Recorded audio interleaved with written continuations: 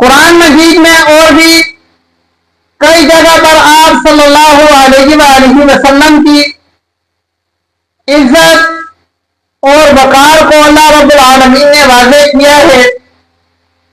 ایک جگہ پر اللہ رب العالمین فرماتے ہیں ان اول الناس بابراہیم للذین اتبعوہ وہذا النبی، کہ ابراہیم علیہ السلام کے نزدیک یا زیادہ پیروکار وہ لوگ ہیں جو حضرت ابراہیم علیہ السلام کے طریقوں کی اتباع کرتے ہیں۔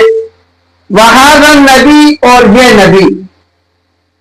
یہاں پر علماء حضرات نے یہ لکھا ہے کہ اس مقام پر اللہ رب العالمین نے حضرت ابراہیم علی نبینا علیہ السلام کے نام کو ذکر کیا ہے، مگر تاجدار مدینہ صلی اللہ علیہ وآلہ وسلم کا مقام اور مرتبہ اور منصب ذکر کیا ہے، نام ذکر نہیں کیا ہے۔ یہ آپ صلی اللہ علیہ وآلہ وسلم کی تعظیم اور توقیر ہے۔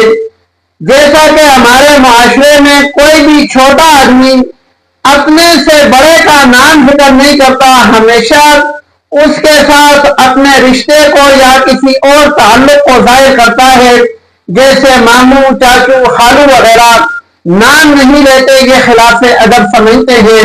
اللہ رب العالمین نے اس آیت میں بھی آپ صلی اللہ علیہ وآلہ وسلم کا مرتبہ اور مقام ذکر کیا ہے، نام نہیں لیا۔ اللہ اور اس کے فرشتے آپ صلی اللہ علیہ وآلہ وسلم پر درود بھیجتے ہیں، تو فرشتوں کے درود کا معنی یا مطلب یا مقصد یا اس کا نتیجہ کیا ہے؟ فرشتے آپ صلی اللہ علیہ وآلہ وسلم کی امت کے لیے دعائے مغفرت کرتے ہیں۔ پھر آپ صلی اللہ علیہ وآلہ وسلم کی طرف مؤمنین کو بھی یہ حکم ہے کہ درود و سلام بھیجیں۔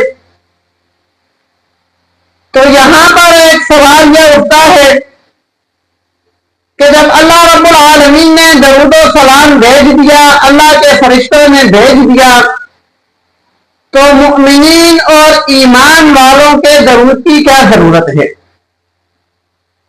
تو میرے بھائیو یاد رکھو، ہم جب بھی آپ صلی اللہ علیہ وآلہ وسلم پر درود و سلام بھیجتے ہیں تو اپنے نفع کے لیے بھیجتے ہیں، ہمارا اپنا اس میں نفع ہے۔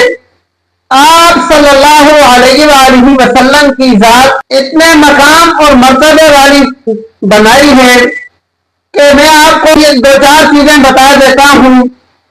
اللہ رب العالمین نے تاجدار مدینہ صلی اللہ علیہ وآلہ وسلم کو ایک مرتبہ تو یہ دیا ہے کہ اللہ رب العالمین نے ان کو مقام محمود یعنی مقام شفاعت عطا فرمایا ہے۔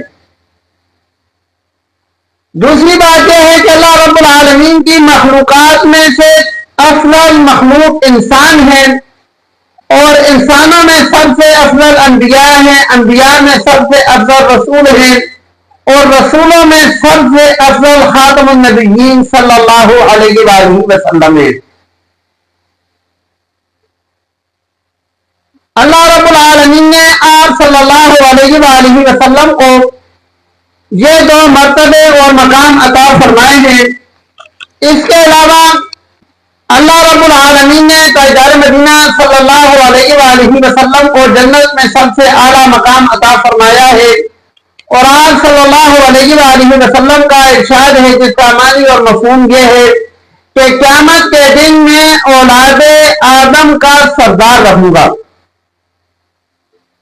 تو جس شخصیت کو، جس پیغمبر کو اللہ رب العالمین نے اتنا مقام اور مرتبہ عطا فرمایا ہے، اس کو ہمارے درود شریف کی ضرورت کیا ہے؟